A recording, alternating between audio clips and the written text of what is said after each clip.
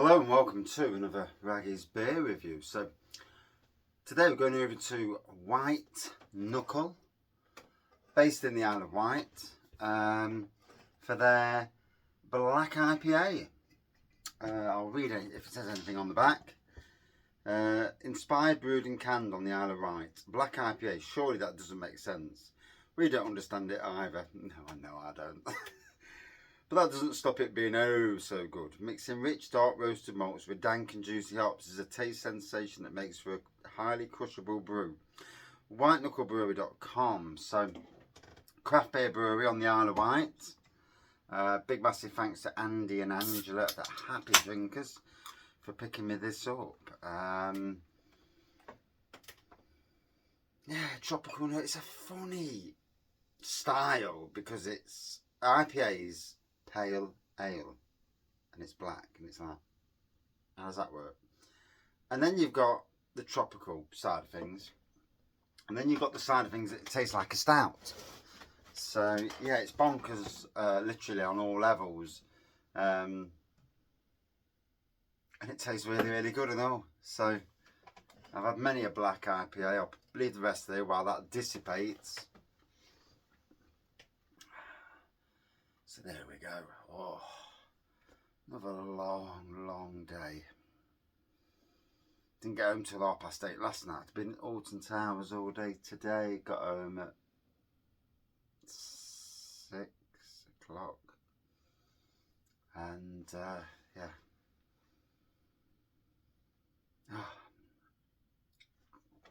I think I've reached that moment where I'm ready for a week off. And I do mean a week off.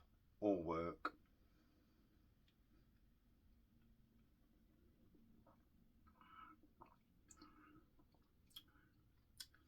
So yeah, as I thought, a tropical nose and tropical taste at the start, leading to what you could describe as a stouty back end, a roasty back end.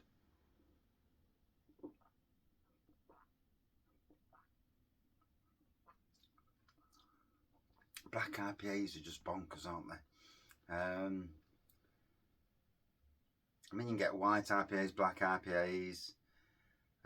The list of different IPAs is just nutty, considering the fact that India Pale Ale. In some ways, you just forget that it's an India Pale Ale, and just go with the 3 letters and forget about the other bit.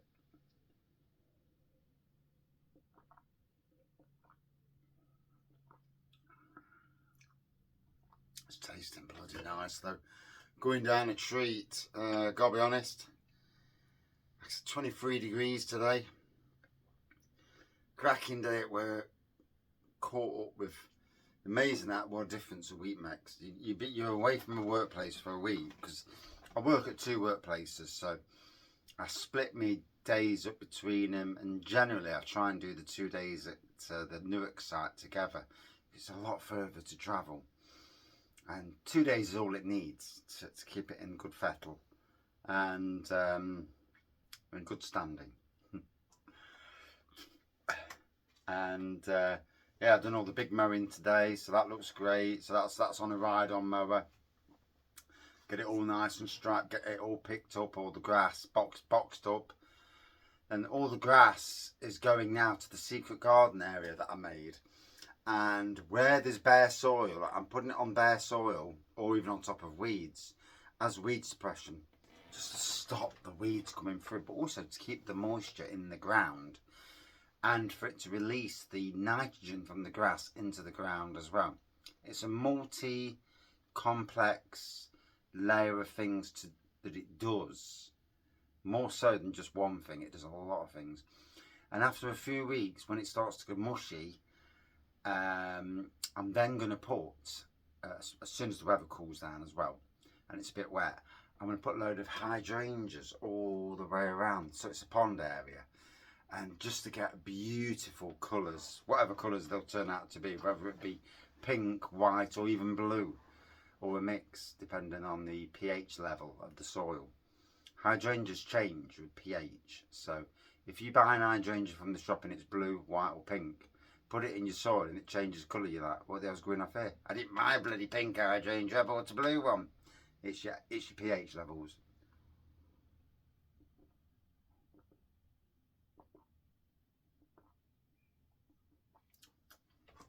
I must bring some home and put some in my garden and see how they go.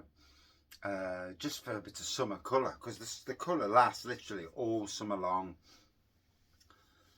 Deadhead once a year, you prune and deadhead at the same time. Jobs are good and they're easy to look after. You know, if your ground's a bit moist underneath, brilliant.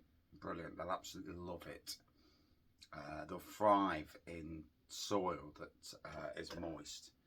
And so there goes today's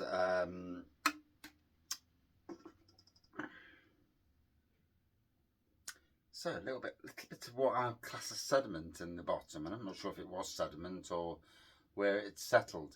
Doesn't bother me. It may bother some people, but it doesn't really change the colour of the beer anyway. So yeah,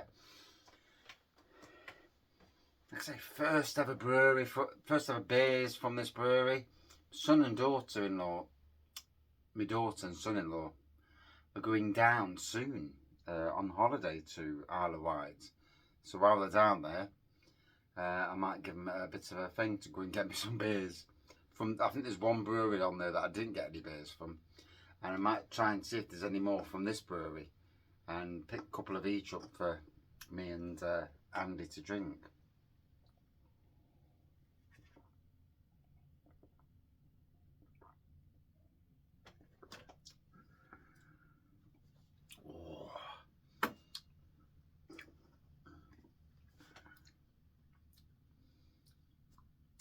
That's tasting absolutely spot on, that is. Like I say, that balmy mix of tropical and stoutish aroma and flavour. It is balmy, and you know, it is what it is. Can't go away from that, and yeah. Oh.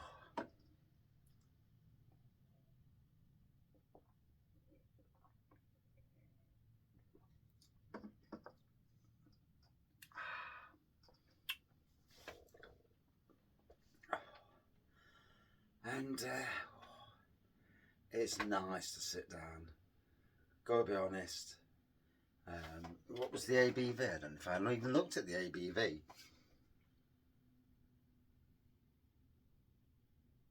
4.7% ABV on this. Hops are Magnum, Simcoe, Mosaic and Citra. Taste is light, hoppy, roasty, malty.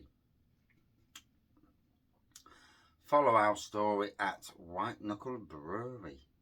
So like I say, first ever beer from this brewery, and it's in the spot nicely, you know. Good to see it in Nottingham. Not sure if they do keg and cask, and if they come this far up the world.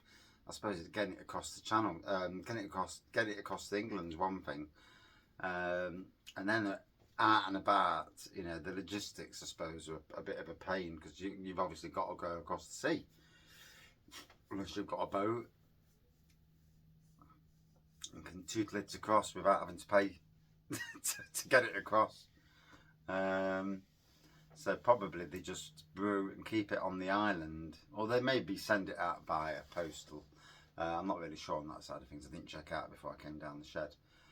So would I drink this again? Yeah, I would. Yeah, it's a nice. It's a bonkers style, but it's a nice style. Black IPA. Out of 5 for me. Yeah, I enjoyed the tropical, the roastiness. A good 4.2 out of 5 for me. And that is my review. Thank you for watching. See you soon.